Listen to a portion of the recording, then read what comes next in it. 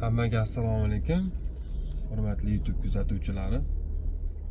San'atkorlarga bir nalog qo'yamiz deyishibdi. San'atkorlarga nalog daromaddan qo'yiladi. Hurmatli Samandar Hamroqulov, Sharof Muqimov gapirib chiqibdilar. Hurmat qilamiz, gap yo'q. Muxlisizmi?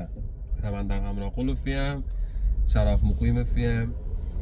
Lekin daromadingizdan nalog to'lash bu обязательный, majburiy.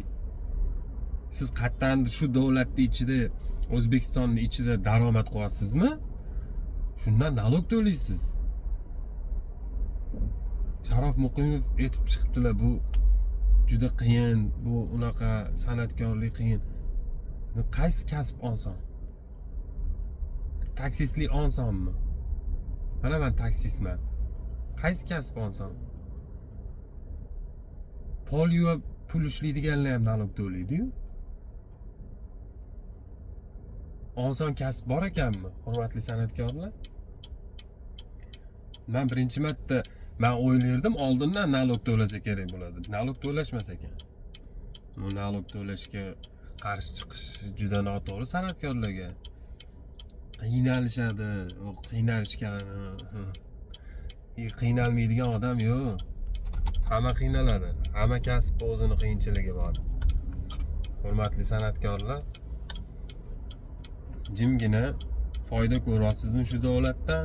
Shu odamlarni pulini olyapsizmi? Shu davlat fuqarolarini pulini olyapsiz. Xizmat ko'rsatyapsizmi?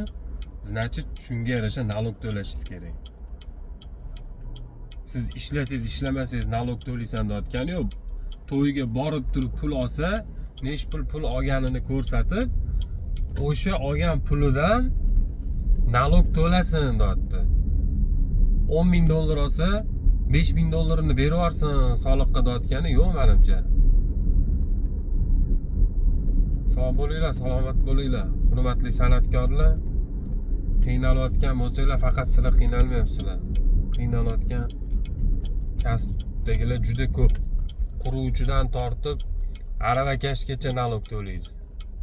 Sizlar endi shu aravakashlardan ham pastga tushib ketmanglar endi.